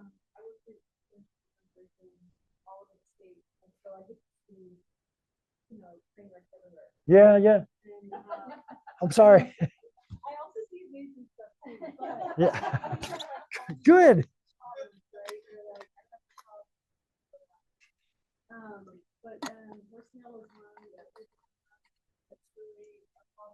Also, barberry, because it's so sort of popular that a lot of people really won't eat it. Right. Really a lot of other good stuff, but those are the 2 that I moved the non-native albums. Gotcha. But I don't want to rush you. I just want to, I'm reading stuff. No, I do want to leave time for questions. I'm seeing that I have about 20 minutes, but I want to leave time for questions. So I'm going to do my best to like wrap up in 10 minutes so we can ask questions. So barberry, I'll include in the shrubs. Since we're in herbaceous land, I don't have a solution for speedwell. It's in my own yard. It's like annoying. It doesn't matter what it's growing in because it's like it can be in compacted with crabgrass. It can be in fluffy under my oak tree where I'm doing everything I can to make good soil so I can grow Emmerblau wheat because that's just kind of a really cool wheat. But wow, the speedwell it comes in from every direction. I'll pull it up 6 feet out and it's like Veronica Speedwell, I think is. It's just a look. Yeah, it just does that. Yeah, it might be a different one. It's a problem in people's pastures. Like it's taken over. No, I'm hearing that. No, he talked to me already. Yep. Stephen. Yep. Yeah, he says it's like visible from space. You can look down, you can see the color of the grass, and then where it changes the hue of the green, that's because it's either wet or it's speedwell. Yeah, because I don't believe box bed straw would be visible like that. It's not the pretty one in the flower bed, it's tall. It's American, it's flat and has these funny little flowers. Yeah. Yep. It's sort of glow in the dark kind of. No, I'm familiar. I'm familiar with the visible. So let me take the let me attempt to take the graceful exit here and say this. Speedwell was identified in 2026 as an issue of concern for us to do a little experimentation with our own sites and take some specs. Like, I know you're doing soil tests, so get the pH, and maybe if there's a mineral deficiency, note that. And let's come back, like I recommended, in 2 years and 4 years, and first start, let me do an entire presentation on speedwell control.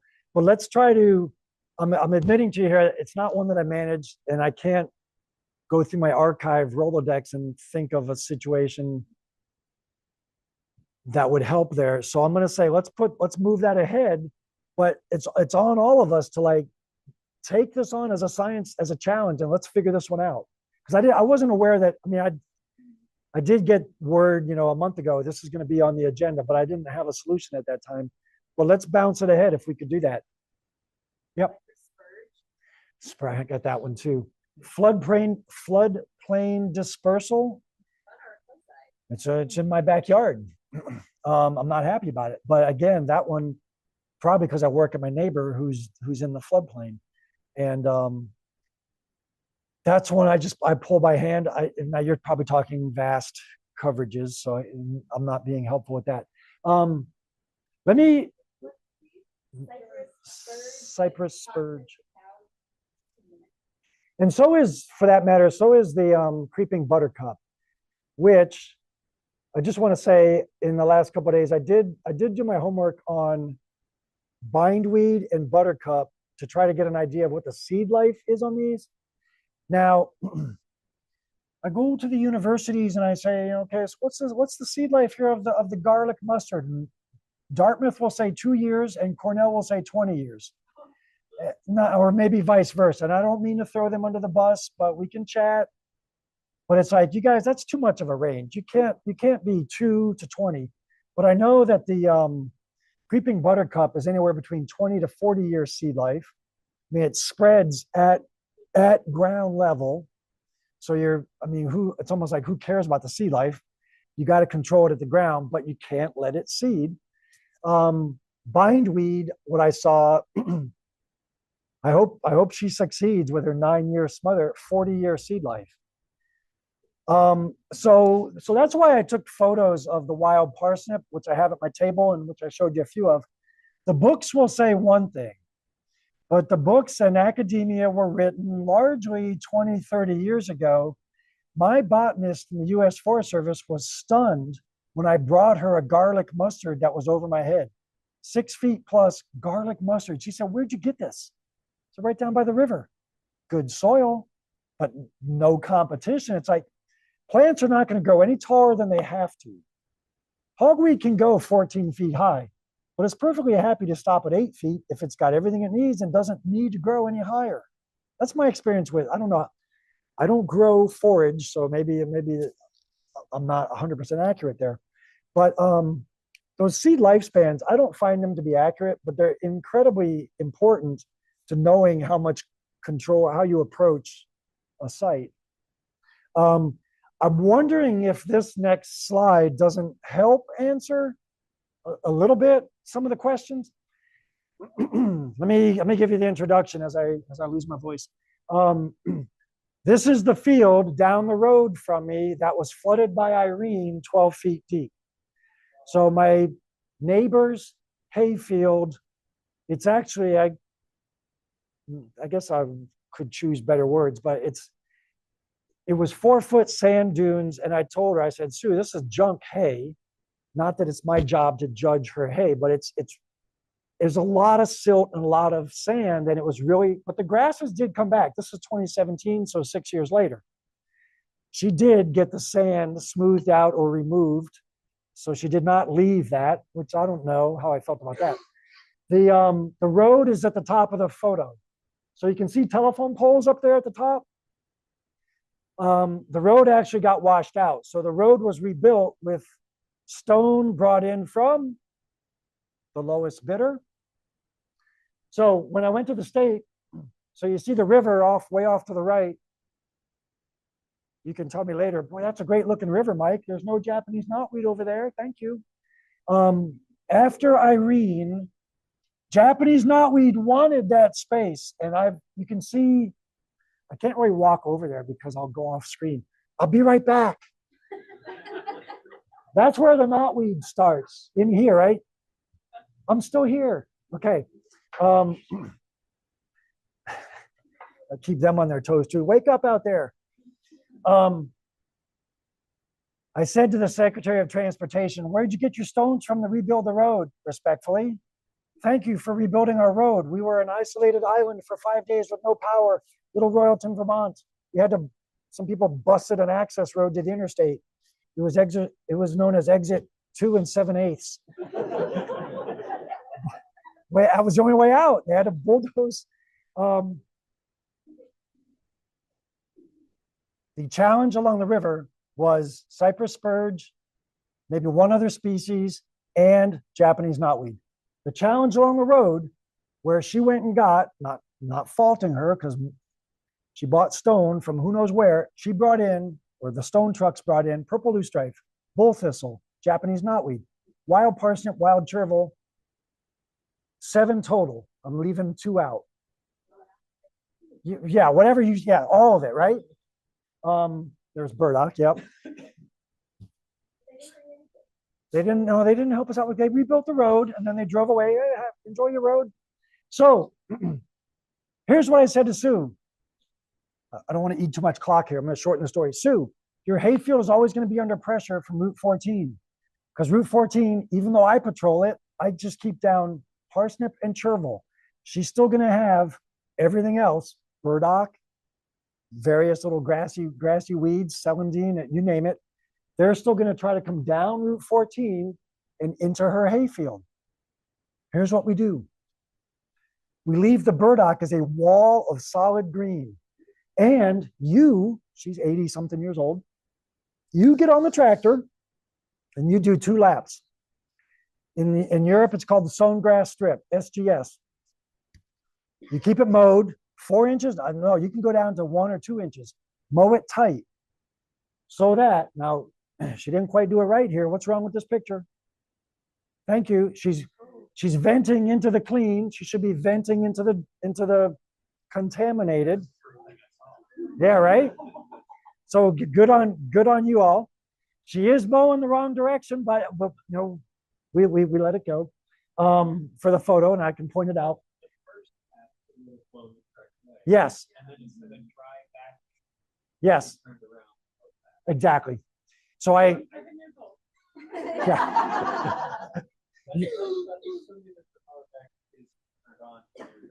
that's true. Yeah. Do you want to go talk to her for me? So I'm glad you all get it. So the idea, here it is. Here's the takeaway. When you have something valuable, playground, hayfield, pile of gold, I don't care what it is. When you have something valuable, put a sown grass strip around it, super tight. It's a biosecurity dead zone. Okay, we don't like lawn, but in this case, okay, I make a little joke out of it.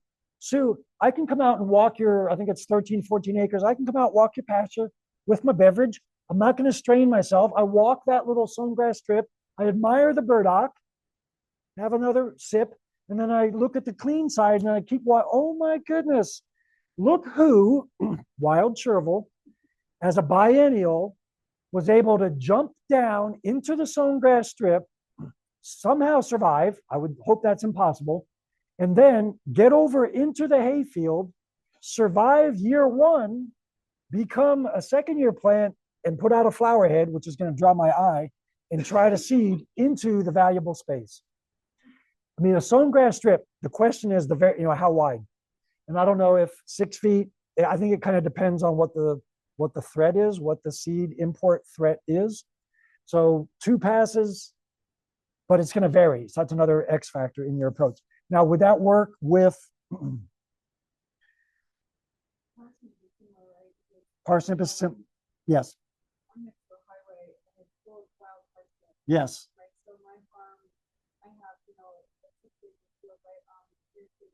Yep. right, but for motorcycle traffic. right. Anyway, the wind blows it constantly into my field, but my Right. sheep love it. They eat all the participants. We've got everybody. But it's still on the shoulder of the road, Still, right? time myself taking the sheep hold.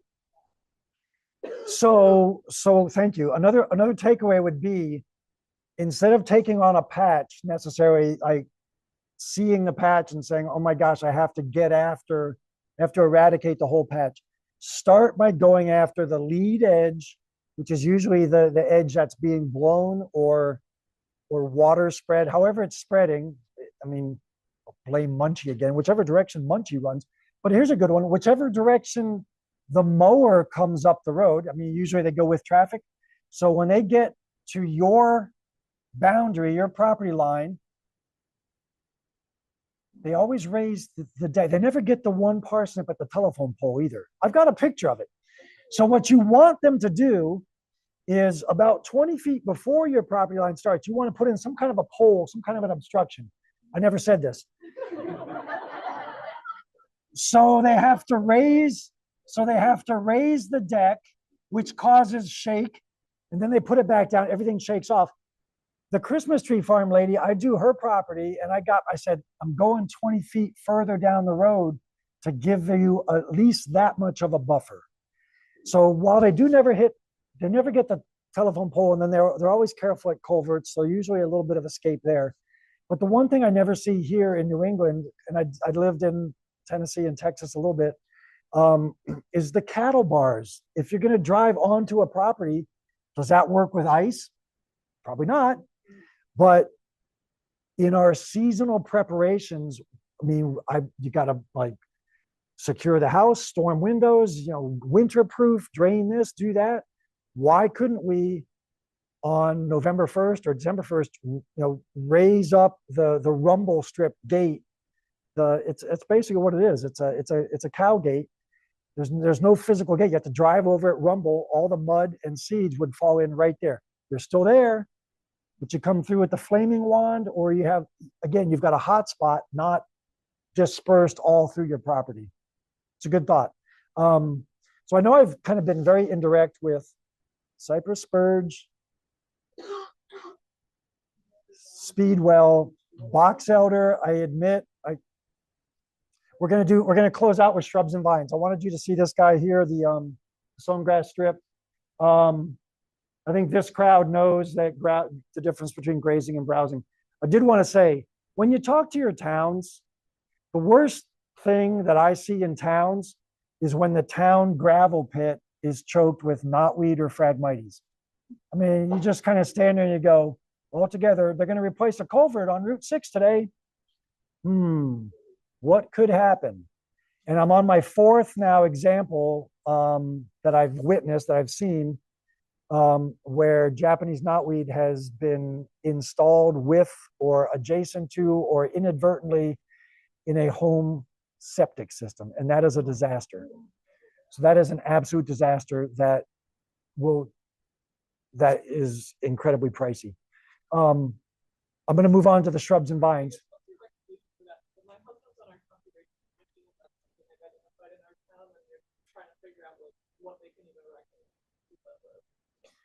Yeah, the road crew, and I want to say I salute road crews because they do great work. They work hard, and it's not the road crews that are the primary responsible parties for spreading weeds. I mean, they do their share, but frankly, it's the private contractors who fail to practice biosecurity, and it rains for 3 days straight, and they work hard, they sweat, they push snow all winter, then they take 1 day off, clean out their leaf blowers.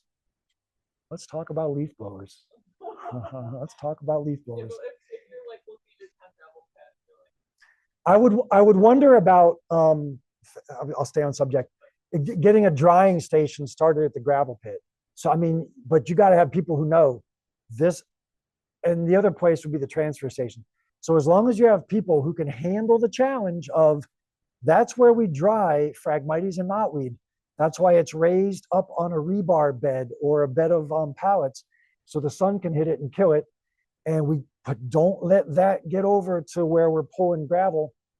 and we're humans, we all make mistakes. But that is a huge issue that towns inadvertently in road repair world, we're spreading knotweed just all over the place, and I can't keep up with it. There's not enough goats on the planet to chase after every road crew. But that is a broad.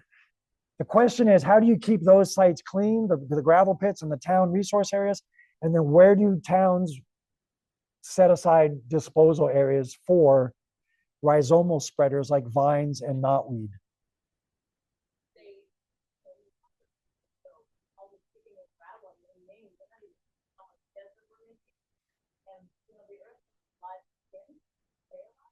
I'll agree.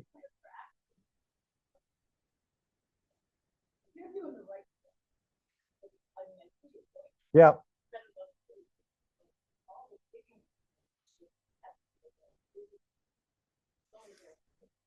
I'll agree with that, and I'll just add, I wish we could pull gravel from the rivers, because we could do that responsibly. We could do it responsibly because the rivers are carrying more gravel, more sand, more silt than they would if we weren't here. There's always a baseline load, but the impact of humans adds. So yes. Thank you. And yeah, I know. I could count the trucks going by every day with full of sand, and that all goes into the river, and our rivers are a dead zone. So could we responsibly pull sand and gravel from the river? Yes. Could we, if a town screws it up, say, hey, you guys, we gave you something, you messed it up, didn't get it right. Now you get to go out and buy your own. But you could do that. We don't do it. It's a change that needs to happen. I'd like to move us to Japanese stiltgrass just so you get the visuals.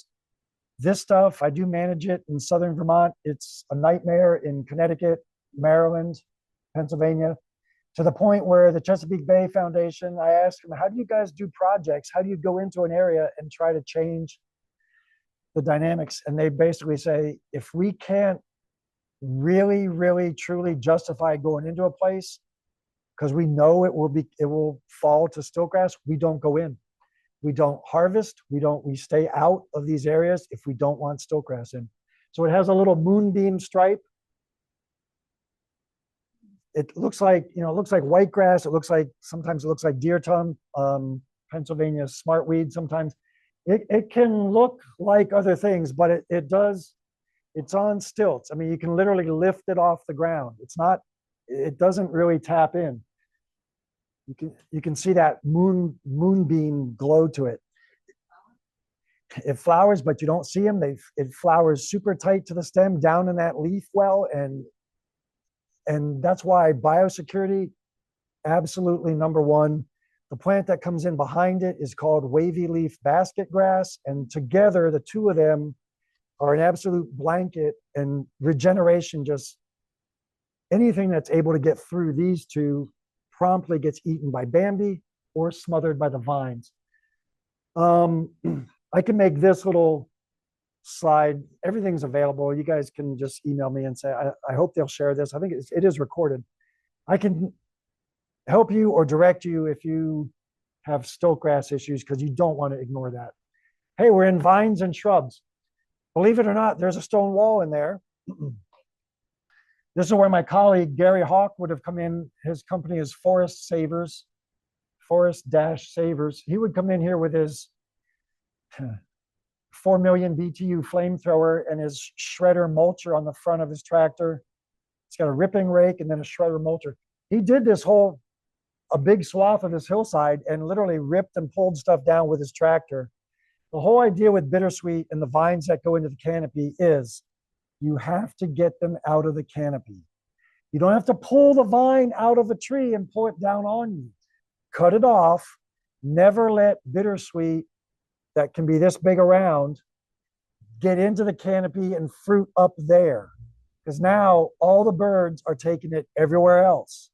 It will drop. Most of seed spread, honestly, with buckthorn, bittersweet, honeysuckle, multiflora rose, birds take 1,000 seeds away, but you'll still get 10,000 that drop into the shadow of the bush or the vine. So you got to get the vines out of the canopy. Bittersweet grows, I give credit to a colleague who discovered this. There's always one route going east or south, whatever, one route going the other direction and one going straight down. If you try to pull, if they're not that big, if you pull and uproot, I do pull them and I try to get 2 out of 3 because then I feel like if I can track and follow along, I've weakened it by 2/3. It'll resprout, keep the pressure on. It'll still flower and make seed on the ground. Go ahead, because the birds aren't going to get you. I can come through and scythe and pull, harsh language, all my other secret techniques. At least it's not being spread by birds and wrecking the tree canopy, because now we're on safety. The overhead, I'm back to my favorite number. Overhead hazards around the feet, poison ivy, unless you're south of Vermont, which is every other state in New England. Massachusetts, Connecticut, Rhode Island, poison ivy does grow up the trees, but at your feet, poison ivy is an issue. I always tell people old steel is everywhere. You're going to run into barbed wire if you're working transition zones along stone walls or pastures. Now, I always fear skiing and catching one across the shins, or falling backwards with an armload of parsnip and falling onto a steel post. Yeah, I have a runaway imagination. And then always look up. So that's the basic chainsaw rule. Look up, look down, look all around. You have to be looking up, because if you're just doing knotweed and you never look up, that tree limb is going to change your life. So the other big deal is ticks. And I guess I can probably close out by saying, that's just sights. I can close out by saying, I'm wearing my glasses today that don't have the side walls, but once I start doing trees next week, apple trees, and getting into my spring work, you can get these side guards or just wear just the heavy duty goggles. I tell volunteer groups, I can't replace eyeballs, or you don't want me putting your eyeball back in, so protect your eyes. And the kids are always happy to wear glasses once they've heard Dr. Mike is the one to fix them if they get hurt. So the rest is just maps, and there's hogweed, and I'll just thank you with these 2 slides. There's my email, and I hope to be a reference for you moving forward. And I do urge you to come back in a couple of years and grow this conversation. Thank you.